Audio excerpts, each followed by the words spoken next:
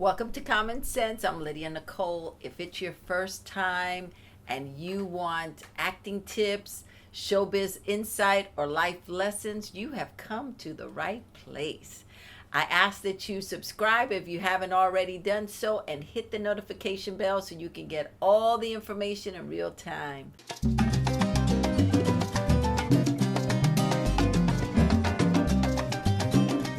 She's a poet and an artist in her own right. Please help me welcome Consuelo Flores. Welcome. It's so nice to have you here at the I'm so glad to table. be here. We always hear Dia de los Muertos, but what exactly is it? So Dia de los Muertos is a time in the now present calendar year in which we set aside to honor and recognize the gifts that people who have passed have given to us. And that's usually the day after Halloween? It is. So the reason why there are 2 days of the dead. Once upon a time, the Catholic Church wanted to attract more and more into their congregation, and there were the people who were not Catholic were considered pagan. So in those times, they created All Saints Day, which is November 1st. Right. If All Saints Day would have been, let's say, April 10th, Halloween would have been April 9th. Because what the idea was that the Catholic Church then put out this sort of call that said all of the evil spirits are going to hollow the earth. So it's All Hallows Eve. All Hallows Eve became Halloween. November 1st became All Saints Day, and it was a way that the Catholic Church could create a special celebration for the saints. But then the people said, hey, what about us? Why aren't we getting a celebration? And so they created All Souls Day. So if you weren't a saint, you were a soul.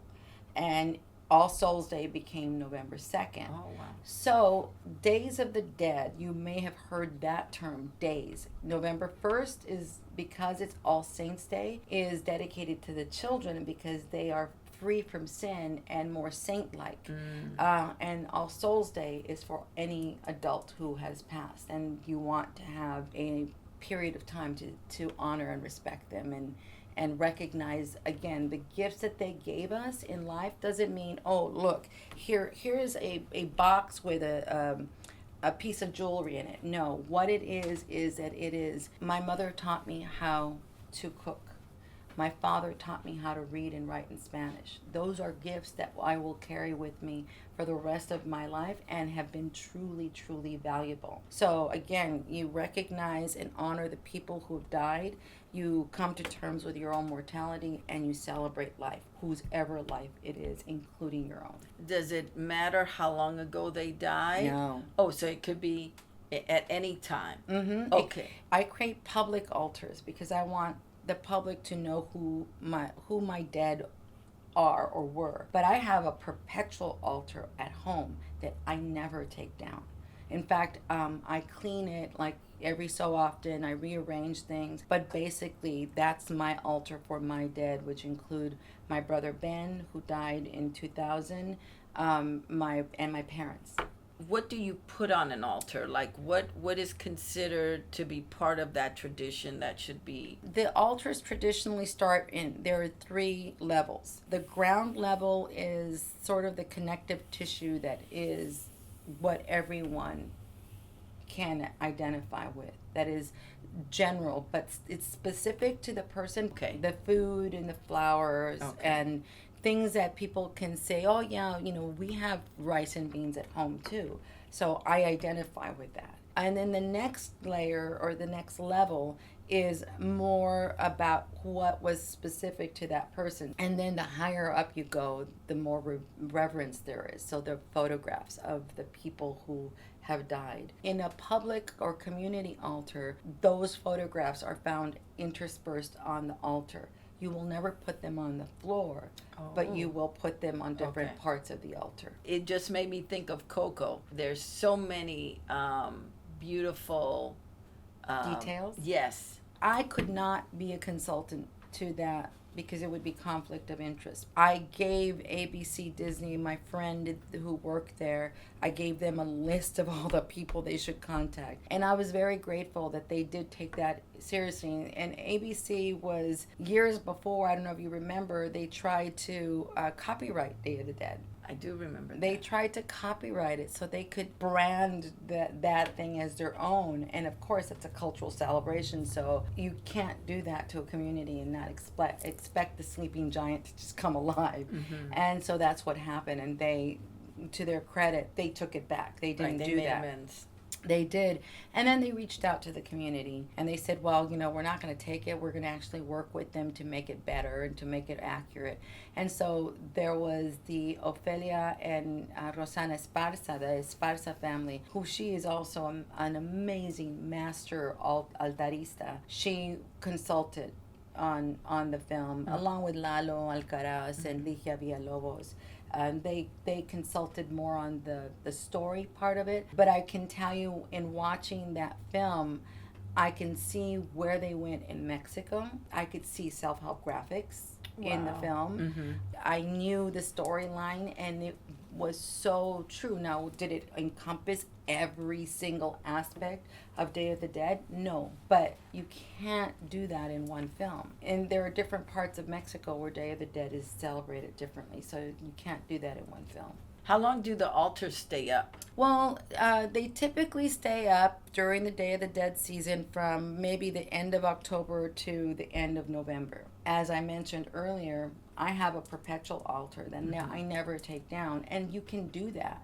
It really is about how you feel, because an altar is your way of staying connected with your dead. So if you want to stay connected year round, you leave it up. But the public altars that you do are about a month for exhibit. Yes, for exhibit. Now, there is also those public altars that we see when someone has died. There's one in East Los Angeles that I pass by pretty much every day. It was a young man who died, and he died on Gearhart between the Pomona Freeway and Beverly Boulevard. And every time I go to Montebello, I see it. And so that they spring up depending on what has happened in the lives of the people that create them. You said it takes a long time to do the pieces. When do you start? Probably like in May. Oh, okay. You start like 6 months before. At least, yeah, because what you do is you want to, I mean, things will change, obviously, given circumstances. Like, for example, if someone were to pass, and it's someone that's big, either in your life or in the community, high profile, then you want to pay tribute to them. You want to honor them. And Day of the Dead is really three things. It's you honor and respect people who've died and give them their place of recognition in the community or in your life. You come to terms with your own mortality. You also realize that you have a very finite period of time here on earth, and because of that, you celebrate life every day. And that's whether it's your life or the life of people around you. That's, so I try to really, really be as cognizant as I can with every individual that I interact with, because they're a star, they're unique, they're like a fingerprint, and that should be celebrated. Where did you grow up? I was born and raised in East Los Angeles near the Calvary Cemetery, and the Home of the Peace, which is the Jewish cemetery. So I was basically surrounded by dead people. Wow. Which was, in a weird thing, it was a blessing in disguise, because we were never around the gangs that were really multiplying at that time. And even though my mom would have really kicked my butt, I was more afraid of my mom than I was of the gangs.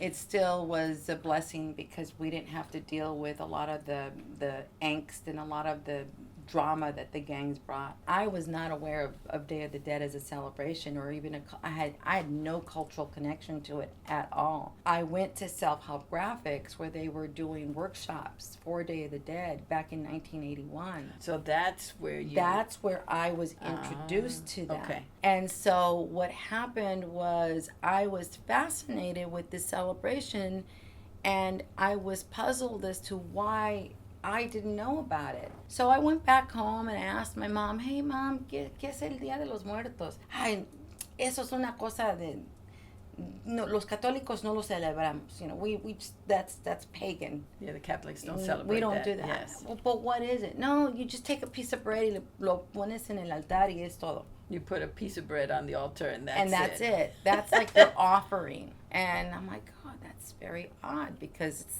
so different over here. And this is a Catholic nun who is doing the Day of the Dead. And my mom's Catholic and she's saying, no, we don't do it. But it didn't make sense. So that I started researching it on my own. And at the time, there was no internet. My ex-mother-in-law would go to Mexico and I'd say, get me any book on Day of the Dead.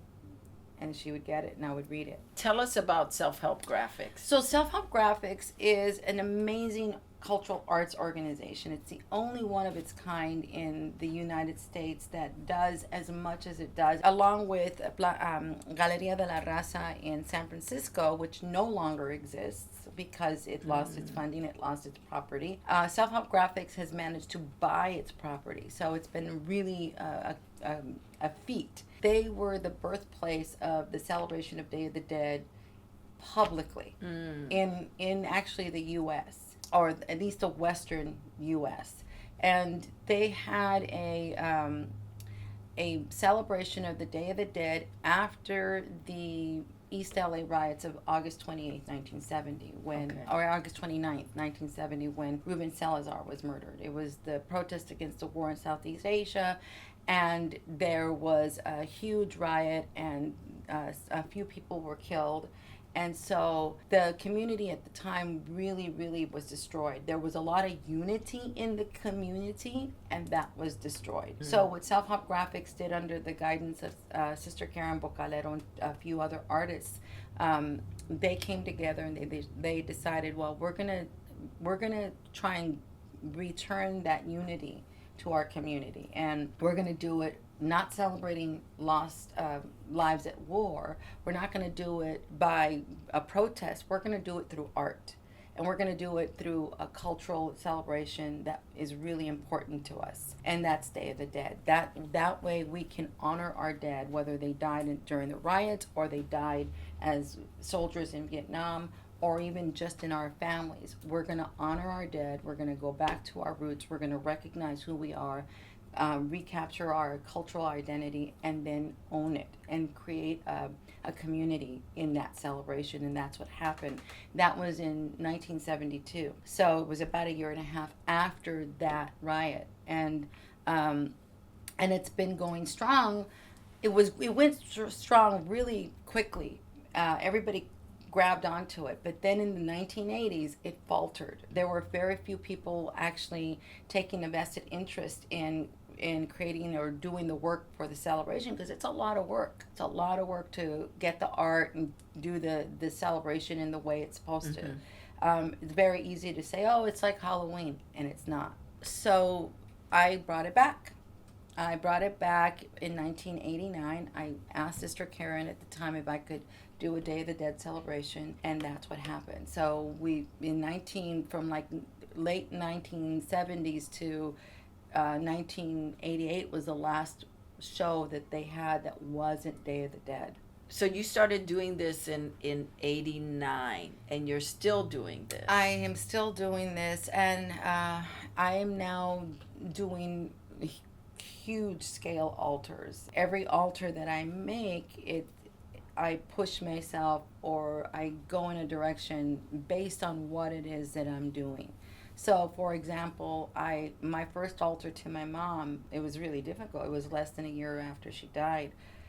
And I needed it to be the most spectacular thing that I could make, because she was so important to me. What happened was that I didn't realize that the flower mart closed earlier on that day.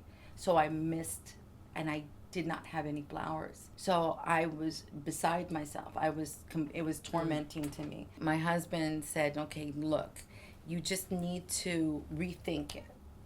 Think about who she was. I'm like, you know what? That's true. I'm going to rethink it.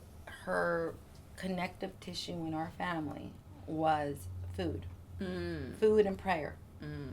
So I created this, what I felt was one of, if not at that time, was the most beautiful altar I had created, which was I had made a carpet of grain.